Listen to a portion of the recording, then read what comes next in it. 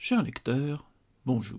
Vu de France, Australie et Nouvelle-Zélande semblent être deux pays à peu près similaires, très près l'un de l'autre. J'ai visité le premier en 2007 et le second en 2017. Et ces deux pays, distants l'un de l'autre de 2000 km, sont, je vous l'assure, très différents. Les deux méritent pleinement votre visite si vous le pouvez. Dans les deux cas, le voyage est onéreux, je ne vous le cache pas.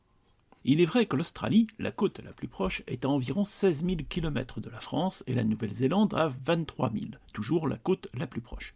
L'Australie se situe entre la France et la Nouvelle-Zélande, et à une certaine taille, cela explique qu'il n'y a que 2000 km entre les deux. La Nouvelle-Zélande se situe en effet au sud-est de l'Australie et se constitue de deux îles principales en longueur et d'une série de petites. L'Australie est une grosse masse. Voilà pour les rapides présentations géographiques. Dans la série des points communs, outre leur présence dans la même région du globe, il y a le fait qu'il s'agit de deux anciennes colonies anglaises. Mais leur histoire est bien différente.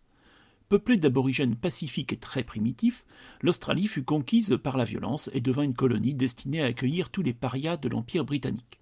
La Nouvelle-Zélande était peuplée de Maoris qui ne se laissèrent pas faire aussi facilement. Les Britanniques connurent, militairement, surtout des défaites. Le pays fut donc colonisé de façon plus subtile et il revendique aujourd'hui pleinement sa double culture. L'Australie est un continent très dépaysant pour un Européen, proposant de très vastes étendues souvent très sauvages, voire désertes. A l'inverse, la Nouvelle-Zélande, si on accepte les nombreuses manifestations liées au volcanisme très actif, a des paysages assez européens. L'île du Sud est montagneuse, proche de la Suisse par exemple. L'île du Nord est plus plate. Dans les incontournables, citons en Australie Sydney et la Great Ocean Road. En Nouvelle-Zélande, les grandes villes comme Auckland, Melbourne et Christchurch doivent céder devant les paysages volcaniques et, évidemment, Hobbiton, le site principal de tournage de la saga Le Seigneur des Anneaux, le Hobbit. Bien entendu, vous pouvez retrouver mes récits de voyage complets et mes photos sur mon site pierrebl.com.